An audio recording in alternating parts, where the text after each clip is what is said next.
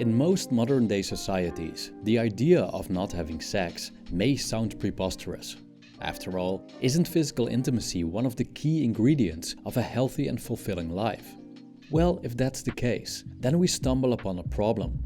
As the visibility of sexuality and eroticism only increases in this age, the frequency of sexual intercourse actually decreases.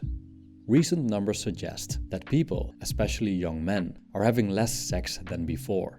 So if we put such a high value on sex and view it as a life necessity, we could say that an increasing number of people are deprived of something essential. But is this truly the case? Do we need sex as much as we think we do? And could not having sex even be beneficial to us? The purpose of this video is not to discourage lovemaking or to shame those who do it. It's simply an exploration of reasons not to engage in the pleasure of all pleasures. Sex.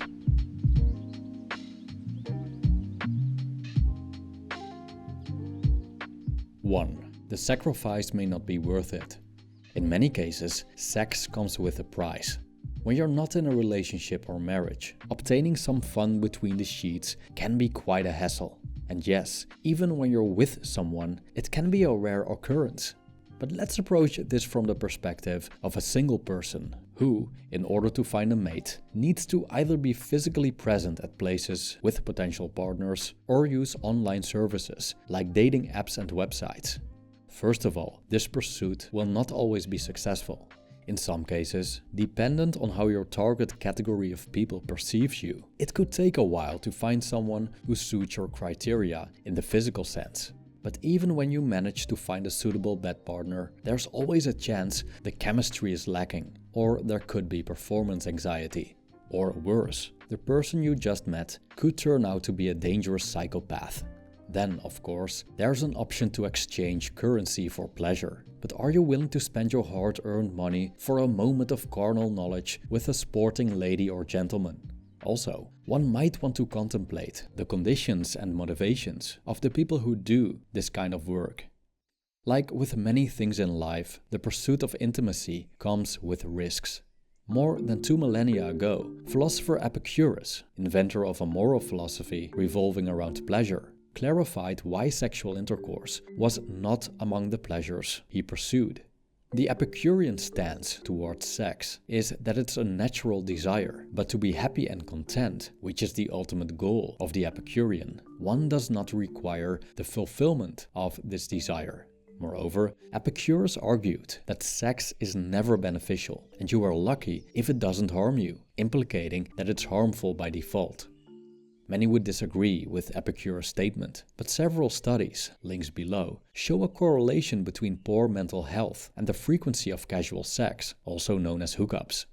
It's not entirely clear if people with poor mental health are more likely to engage in hookups, or that hookups cause poor mental health. A publication by the International Academy of Sex Research suggests that, and I quote, "Sexual behavior may involve risk for physical and mental health. Physical health consequences include unintended pregnancy, sexually transmitted infections, and sexual assault." End quote. Whether or not one is willing to accept the potential risks and sacrifices is up to that individual. Perhaps a more straightforward approach to satisfy our carnal desires is articulated by Diogenes. After being asked why he would pleasure himself in public, he replied, "If only it were so easy to soothe hunger by rubbing an empty belly." 2. The less you scratch, the less it itches. Like all forms of sensual desires, the desire to get one's end away is just another itch that seeks to be scratched. We can either scratch it by engaging in intercourse or by doing it the Diogenesian way. But as long as we keep scratching, the itch remains, and it might get even worse. At least, this is what the Buddha observed. Buddhist knowledge of the mind shows us how desires work and how we can get rid of them. To understand this, we must identify the reason why we have these desires in the first place. From a Buddhist point of view, engaging in sensuality is a way to escape this nagging feeling of dissatisfaction with life. Even though sensual pleasures are natural and deeply rooted, we could also misuse them to numb the pain, and by doing so, they grow stronger. Addiction is essentially the extreme indulging in sensuality, turning things like eating or surfing the internet into compulsive habits. So, the more we scratch, the more we itch. Scratching may temporarily bring relief, but the itch of desire returns more robust and intense after a while. With sex, such mechanisms are at play as well. Many people who would consider themselves to have a quote-unquote healthy sex life could, in reality, be under continuous pressure of their cravings. They simply have access to one or more partners that are routinely available to satisfy their cravings, and thus they persist. Buddhist monk Ajahn Yanamoli argues that celibacy would be beneficial for a non-Buddhist person for the apparent reason that one is not controlled by a strong desire that otherwise defines one's whole life. Being celibate can dry the mind out of the quote-unquote wetness of sensual desire, so it becomes free of it. I quote, "Because the whole life, a person's life, an average person's life, revolves around following desires and getting what you want, which usually revolves around sensuality, around finding a mate, a family. The whole thing revolves around the very basic desires that are deeply rooted, obviously. So if one is able to go against it, in a sense of not just pure denial, but in a sense of actually developing wisdom on account of it, like seeing of desire by not giving in to desire, you can eventually overcome that desire, and then you can imagine the freedom of that mind." End quote. From this perspective, the healthiest sex life would be none at all. The less we itch, the less we have to scratch. And according to those who are celibate, not having to scratch at all is a huge relief. 3.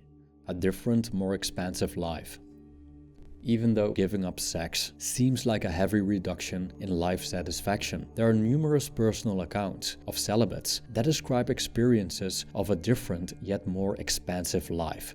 In an article in the Buddhist magazine Tricycle, lay practitioner Mary Talbot describes how celibacy has been one of the most liberating decisions of her life. She writes that eliminating the pursuit of sex and romance freed up tremendous mental space that she previously used to think, analyze, strategize, regret, and agonize. I quote, "I was inspired by monks and nuns I know, and by the Buddha's promise that while a celibate life may appear drastically reduced from the outside, the renunciate's inner life blossoms and expands exponentially. My existence as an urban working mother precludes most of what monks and nuns do in the course of a day. But this is a piece of monastic life, along with meditation and seclusion, that I can practice in the privacy of my own home." End quote. Removing the pursuit of sex and romance from our lives likely lessens our engagement with the outside world. But this disengagement also creates an opportunity for the inner world to blossom. When we look at human behavior, we see that the claim presented by Ajahn Yanamoli is correct. Our lives generally do revolve around a deeply rooted desire for sensuality and finding a mate. Most people build their lives around it, trying to be as attractive as possible to those they yearn for. For a significant part, anticipated sensuality and romance motivate people to look well, for example, by building a muscular physique or using various beauty products and wearing high heels. Yanamoli explains that if we choose celibacy, everything that, in some way, facilitates the gratification of our sexual desires loses power over us. Things like the need for social status or bodily attractiveness to attract potential partners become pretty useless, as the removal of the end renders its means obsolete. This mechanism works in all areas of life. For example, if you don't require an expensive house, you don't need to earn the necessary income. If you don't require status and prestige, you don't need to go out of your way to impress people. By simply not wanting something, we can reclaim vast amounts of energy that we can use elsewhere. For example, the Jesuits, a Christian order, claim that choosing to be celibate can be a pathway to God. They aim to practice a healthy form of celibacy, not based on repression and denial, but as a free and conscious choice fueled by longing for the divine, so they can entirely focus on their relationship with God. But there are non-religious pursuits as well that one can spend their unlocked energy on, and some people even take it a step further. 4. Alleged sexual transmutation. Even though he was popular among women, the Serbian-American inventor Nikola Tesla chose to remain celibate throughout his life. Some claim that he was attracted to men, but this belief seems to reflect a failure to understand why a man wouldn't be interested in the women that fancy him. In other words, he must be gay. Even though sexual desire is deeply rooted in us, there is more to life than copulation and procreation. Once a womanizer and gambler, Tesla decided to exert self-control over his desires. He was aware of the impact that romantic love could have on people, especially inventors, and he saw it as a threat to his cause. When asked if he believed in marriage, he answered, "For an artist, yes. For a musician, yes. For a writer, yes. But for an inventor, no. The first three must gain inspiration from a woman's influence and be led by their love to finer achievement. But an inventor has so intense a nature, with so much in it of a wild, passionate quality, that in giving himself to a woman he might love, he would give everything and so take everything from his chosen field. I do not think you can name many great inventions that have been made by married men." End quote. But it wasn't just the absence of diverting elements that contributed to his success. Tesla also claimed that abstinence played an essential role in his creativity. Through his celibacy, he may have entered the field of so-called sexual transmutation, as he converted his sexual energy into creative energy. The validity of sexual transmutation is controversial, and its role in Tesla's life remains vague. Even though it's common in Indian religions and Taoist practices, the idea of transmuting one's energy through abstinence lacks scientific proof. Nevertheless, there's a copious amount of anecdotal evidence that people benefit from abstaining from sexual release. Among the infamous no-fap movement, we find many men, and women to a lesser extent, that experience so-called superpowers after a period of abstinence from self-pleasure. Also, legendary boxer Muhammad Ali used to abstain from sex 2 months before a fight, as he claimed that this made him unbeatable in the ring. And in 2010, the famous singer Lady Gaga decided to be celibate to protect her creativity. American philosopher Henry David Thoreau celebrated celibacy. In his book Walden, he called chastity the flowering of man, and described that we could transmute sensuality into purity and devotion. This quote-unquote generative energy that usually dissipates by engaging in the act can invigorate and inspire us.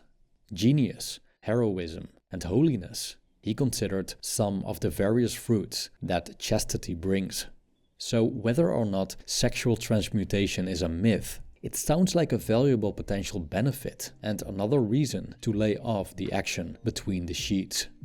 On the whole, refraining from sex could be a blessing for those who dare to take the step. But looking at human nature, the birds and the bees won't likely disappear from the stage. After all, how can we continue our species without it?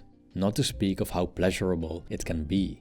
Buddhist monk Ajahn Yanamoli admits that, despite its benefits, most people will probably not engage in celibacy outside of certain religious practices simply because it's quote-unquote way too hard. Thank you for watching.